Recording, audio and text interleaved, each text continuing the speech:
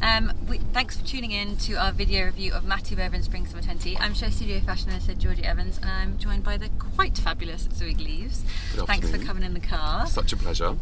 So Matty is one of the most hyped womenswear shows on the London schedule. He is creatively consulted by Katie Grand, and with that comes a hell of a lot of amazing push. So there was Stephen Jones headpieces, Liberty Print collaboration, which was the second time he's collaborated, and an amazing kind of fro and a winter, etc, etc, etc. So truly impressive. Matty's kind of been going through strides recently. I believe this is his seventh show, and the last show we saw lots of ball gown elements, which is kind of a key theme in a Matty Bovan collection, but a slightly more approachable, slightly more wearable from last season. This season even more so, but in a completely different vein. You can kind of tell from the invite, it says, film coated tablets, and it's a little bit more clinical, and what you normally get with Matty is a cacophony of kind of textures and prints and an amazing bustle dirndl shapes and ball gowns and fantastic wild headpieces. Often there's references to family and being in the Yorkshire countryside, and there were some nods to that here, but it was very much a Matty does utilitarian take, if that makes any sense. So the first couple of looks, my jaw dropped because I couldn't believe how minimalist they were, if you can even call it minimalist, but in the realm of Matty Bovan it was quite. It was referencing uniforms with kind of life jackets and hiking gear and police wear and nurses' outfits, and so it has that slight clinical edge, but as I say, dragged through the Matty vein. So amazing headpieces which he collaborated with Stephen Jones, which almost looked like glossy iPads over the face, and they really distorted the vision. And this feeds into the idea that Matty often plays with, which is kind of the idea of future, a dystopian or utopian future, with something we're not quite sure. There's always a little bit of politics imbued in what Matty does. Previously we see kind of having to run away to the Highlands to escape the madness or political madness of London, and this is very much almost verging on sci-fi. But Matty was saying backstage, when you even try and say that, when you tap into that phrase altogether, then it becomes a little bit cliche and a little bit rubbish. So I'm going to avoid that phrase altogether, but this kind of future fashion, designing for a future unknown, is really interesting, and I think particularly to do it through Matty's lens, which is often very Liberty print, lots of prints on prints, often can be a bit chintzy. He was referencing Vanessa Bell, the interior designer, so there was literal kind of sofa-like shapes wrapped around waist and arms, and often what happens at a Matty show is it's heavy on the bottom, lots of dirndl skirts, and there was some fantastic dirndls, but the weight of this collection was really up top this time. So a real shift. The first couple of looks completely threw me. I was like, oh my god, Matty's doing sportswear, what will we do?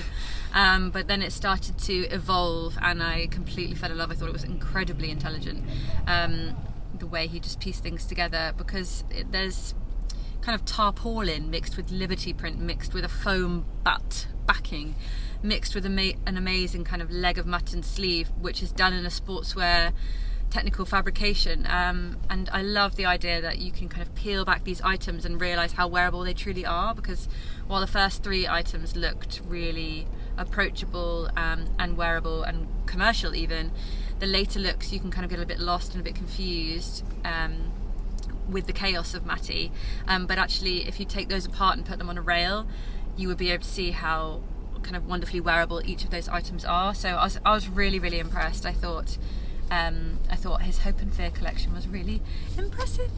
So Zooey, tell me a little bit about what you thought.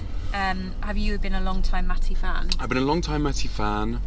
Firstly, but then I suppose I was taking it. I then had to kind of really break it down in a clinical level when I came into the panel a couple seasons ago, and I believe that was the collection where I think this turning point happened, where it started to become more wearable and you could really break the pieces down from the runway and see them in store.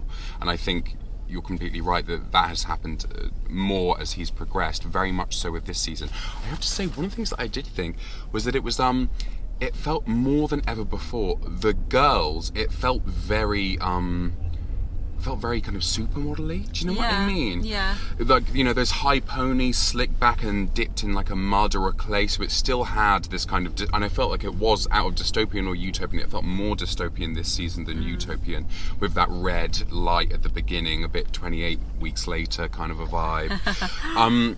Yeah. And but it felt at the same time, and maybe that was to do with the fact that some of the pieces were more abstract, that then the casting was incredibly, it seemed, not only were the girls beautiful, but it seemed, the casting seemed very commercial, which I think to kind of mix in with those real sculptural abstract moments kind of helped temper them, I think. It's interesting that you say that, because having Katie support you in that way, his first shows had the most amazing, like Georgia Jagger and all that kind of, all these amazing names and faces.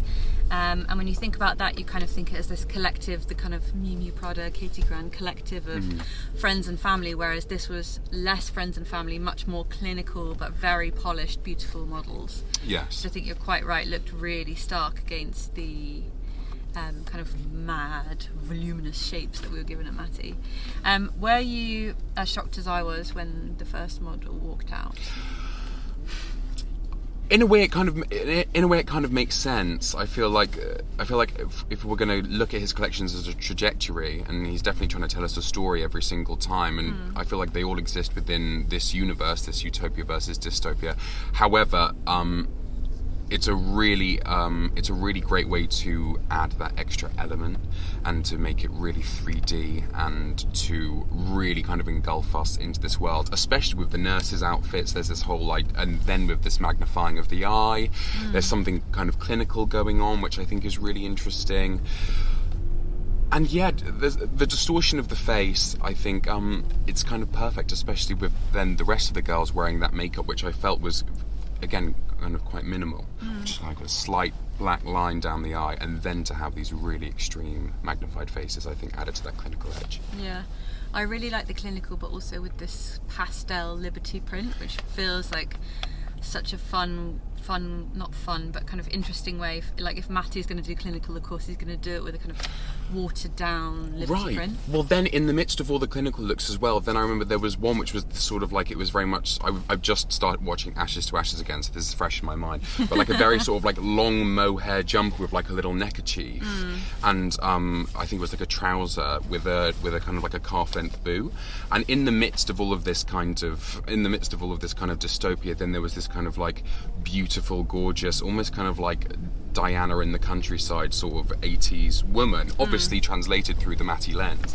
So it was quite, again, it was those, but what he does so well is that it's always a mixture of so many different things to create something which always feels very fresh. So I think that's a symptom of that. Yeah, I was really impressed. Very impressed. Very impressed. Love it. Wear it. Would wear it all. And the kite bag. Oh my god, the kite bag, yes. So this is the first time Matty's done his own bag, because previously he's collaborated with Coach and they've done a really beautiful Coach Matty hybrid, but this was the kite bag. I was really, really impressed by the kite bag. I wonder if it's going to kind of like join the leagues of the other sort of like, we're having such like an it bag moment at the moment with like the Stephen Cook, the Telfar. I can definitely see the kite bag kind of like becoming one of the new I hope it so. bags. It'd be nice to have a slightly at odds it bag. I would love a kite bag. We would both love a kite bag. I think that's a good note to end on. Matty, if you're watching, wink, wink, nudge, nudge. Thank you guys very much for watching. Thank you so much, Zooey, for coming in the car with me. Thank you for having me. If you're watching through YouTube, make sure to subscribe, like, comment. We want to know what you thought. Did you like Matty as much as we did? And make sure to visit Show Studios so you can view all the amazing runway images and footage alongside our fabulous review. Thank you very much. Thank you.